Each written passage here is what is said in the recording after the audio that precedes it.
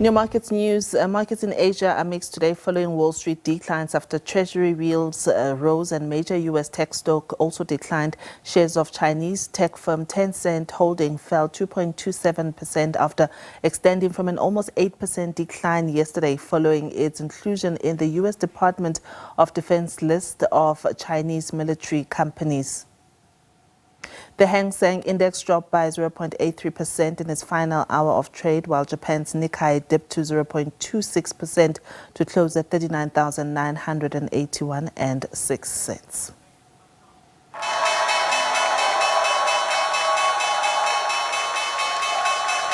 Over in the United States, stocks closed down on Tuesday after a batch of upbeat economic data raised concerns that an inflation rebound could slow down the Federal Reserve's pace of monetary policy easing.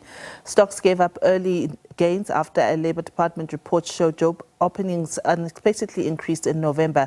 The S&P 500 lost 1.11%, the Nasdaq Composite lost 1.89%, and the Dow Jones Industrial Average fell 0.42%.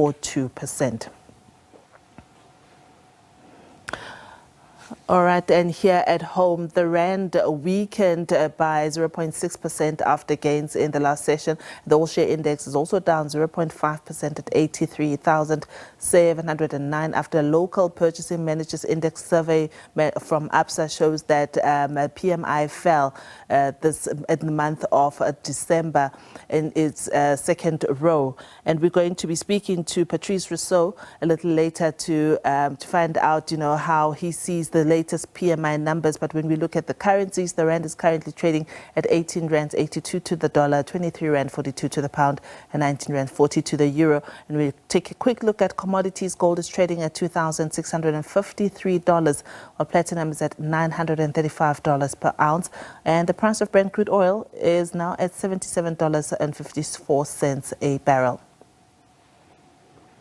Patrice Rassou from Ashburton Investments is our market analyst for today. Patrice, always exciting to speak to you, and thank you so much for joining us on Point. Today is an important day on the political calendar, and I just want to hear your views of reflecting particularly on this 113-year celebration of the ANC and looking at briefly their economic policies and what they've been able to achieve thus far, and going, into when we're looking at the elections of 2029, and what the political landscape will look like for the ANC.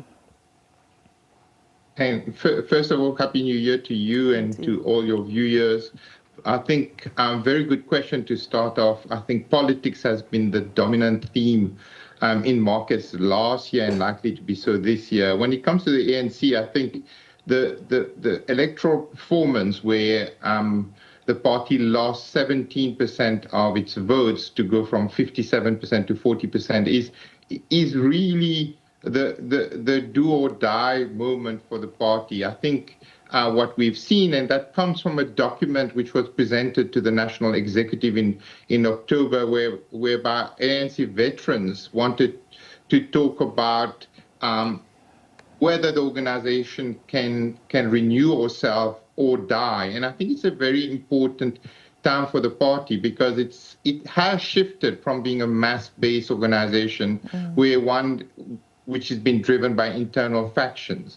So the party itself recognizes, and that was the agenda at the special NEC in October, that it needs reforms in terms of reconnecting with its members at ground roots level, and also putting communities first. And that really means a party which needs to deliver. I think this is where there's been a lot of frustration on the ground, where service delivery has been lacking. And this has shown up in terms of what we've seen at the polls. Right.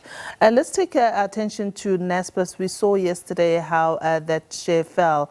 Along with because of it fell due to Tencent being labeled as a Chinese military company. Explain to us about why this is so problematic. It has cost Naspers stock to fall about 230 billion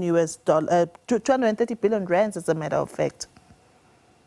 Yeah, I mean, this is a strange one. The U.S. Government has a list of military companies, which is almost like a blacklist there, and it's got 134 companies on there. And Tencent actually said that it was a mistake for them to be labeled as a military company or as a supplier to military companies, and it's not unheard of that companies can appeal about this. We've seen the cell phone manufacturer Xiaomi in China, which appealed against it a few years ago and came out of the list about 3 months. So there's no doubt that the Tencent, the affiliate or the associate of Naspers, will appeal this decision. But at the same time, I think we need to be cognizant that there's a more hostile now potential relationship between the U.S. and China with the administration of Donald Trump coming up from the end of Jan. Yeah, but just before I let you go, I'd love your reflections on the latest ABSA PMI's declined. Those surveys saying that December conditions were quite bad for them, down 1.9%. This obviously reflects of the kind of hard times that the manufacturing sector is currently facing domestically, isn't it? Yeah, I think second month in a row where we've seen contraction in terms of manufacturing. It's been difficult times. We've only seen 2 rate cuts from the Reserve Bank. That takes about 6 to 9 months to feed through the economy. Economic growth has been quite weak, and so has business activity. I think the only positive from the survey is there's expected business conditions which starting to rise. So we do need government and the private sector to start investing in order to grow the economy. And that is only going to be seen, I would say, in the second half of this year. All right, Patrice Rassou, thank you so much for your time from Ashburton Investments. Always exciting to speak to you and your analysis of the markets.